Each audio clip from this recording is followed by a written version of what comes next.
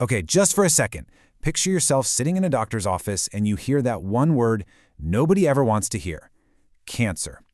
In that moment, it feels like everything just stops. Your mind is racing, it's an incredibly heavy diagnosis, and it brings this huge wave of questions and uncertainty. But today, we're not going to focus on the fear. We're going to talk about the proactive path, the things you can actually do to support your body through this journey. Because let's get right to it. This is the one question that just echoes in your head after a diagnosis. What can I do right now? Right? It comes from this deep human need to get back some sense of control when you feel like you have none. And the answer is, believe it or not, a whole lot. And here's where it gets really interesting. Your medical treatment is, of course, absolutely vital. But the little choices you make every single day, what you eat, how you move your body, how you rest, they all add up. They create an internal environment inside you. And that environment can either make it tougher for cancer to grow, or it can kind of quietly create conditions that help it out. This isn't about some miracle cure. It's about influencing the very terrain inside your own body. Now, that feeling of being powerless, it's one of the biggest challenges for sure. It's a totally natural response, but it often leads people down one of two very common and honestly, pretty harmful paths. So on one side, you have people who feel so overwhelmed that they just do nothing at all outside of their doctor's orders, and they miss this huge opportunity to build up their body's resilience. Then, on the other side, you have people who are so desperate for control that they fall for these extreme diets and really dangerous misinformation they find online. See, both reactions come from the same place of fear, but neither one is the most helpful path forward. So let's talk about that internal environment. What are we even talking about? Well, we're talking about 4 key things. Things like chronic inflammation, which can basically act like fertilizer for abnormal cells, or unstable blood sugar levels, which give those cells a ready-made source of fuel. Then there's the strength of your immune system, your body's own personal defense force. And finally, your hormonal balance. A lot of things in our modern lives can push these systems out of whack. And this is the big idea. This is the turning point. You can't control every single cell in your body. No way, but you can absolutely influence the world those cells live in.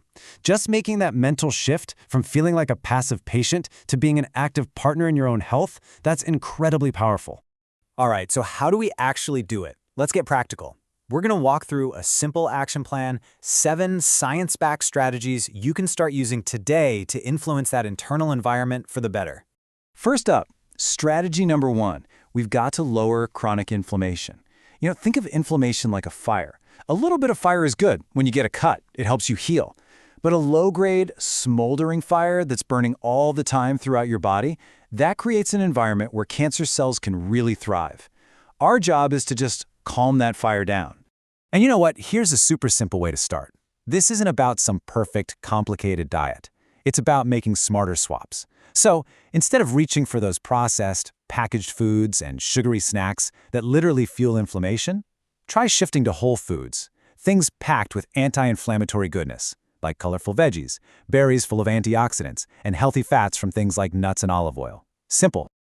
Okay, next up, let's talk about blood sugar. Cancer cells are notorious sugar lovers. They just gobble up glucose for energy to grow and multiply. Now, the key here isn't to get rid of all carbs. That's not the goal. It's about choosing smarter carbs that don't send your blood sugar on a crazy roller coaster. So what's a smarter carb strategy look like? Well, you want to focus on foods that are rich in fiber, because they release sugar nice and slow. You definitely want to avoid the obvious stuff like sugary drinks and those white refined carbs. And here's a little pro tip that makes a world of difference. Never eat carbs by themselves. Always pair them with some protein or a healthy fat. That really helps flatten that glucose spike. Strategy number 3 is all about supporting your immune system. Think about it. This is your body's personal army. It's designed to hunt down and get rid of abnormal cells every single day. When you're facing a major health challenge, giving that army the right supplies is more important than ever. And what's the number 1 supply for that army? It might surprise you. It's sleep. Getting a solid 7 to 9 hours of quality sleep every night is when your immune system does its most critical repair and surveillance work. Seriously, this isn't a luxury. It is absolutely foundational. It's not optional. All right, on to number 4, move your body consistently. Exercise is just a powerhouse. It directly helps lower inflammation, it makes your immune cells work better, and it plays a huge role in regulating hormones like insulin and estrogen, all of which tie back to that internal environment we're trying to improve. But, and this is so important, please hear this, this is not about running a marathon or spending 2 hours at the gym. For a lot of people, especially during treatment, that's just not realistic. The key thing to remember is that consistency matters way more than intensity. A simple 20 or 30-minute walk every day, that is a massive win.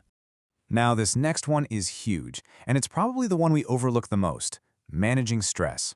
See, when you're chronically stressed out, your body is flooded with a hormone called cortisol. And when cortisol levels are high all the time, it can actually suppress your immune system and keep it from doing its job properly. It's a direct biological link that we just can't afford to ignore. And managing stress doesn't have to be this big, complicated thing. Simple little habits can make a real difference. We're talking 2 to 5 minutes of just focused, deep breathing that can literally shift your nervous system out of fight or flight mode. Or a few minutes of journaling to get those anxious thoughts out of your head and onto paper. Even just a little bit of time outside in nature has been proven to lower cortisol. Number 6 is pretty straightforward. Reduce your exposure to toxins where you can. We're just talking about the things you can control. The obvious ones, of course, are smoking and excess alcohol. They put a really heavy burden on your body. The goal here isn't to be perfect, it's just to reduce any unnecessary stress on your system. And that brings us to our final and, you could argue, most important point of all. Every single one of these lifestyle strategies is designed to do one thing: work with your medical treatment. Let's be absolutely 100% crystal clear about this. These strategies are here to support your treatment. They do not, under any circumstances, replace it. You should always follow the guidance of your oncology team. Think of it this way. Your doctors are bringing in the heavy artillery to fight the battle. Your job is to strengthen the terrain of your body to make that artillery as effective as it can possibly be. So when you start to actually put these little habits into practice, something really amazing starts to happen. You make a shift. You go from a passive mindset of just waiting and seeing what happens to an active one. You go from waiting for your next appointment to acting for your own benefit every single day. And what are you doing with these actions? You're actively supporting your own immune system. You're actively reducing those internal stressors like inflammation and high blood sugar. And step by step, you are actively creating an environment inside your body that is way less friendly, way less hospitable to cancer growth. That's the real power of these daily choices. So, let's end with this thought. This journey isn't about trying to gain total control over everything. That's just impossible, and honestly, it's a recipe for more stress. The real power is in learning to exert influence where it truly matters most, right inside your own body. It's about taking back a piece of your power, one small, positive choice at a time.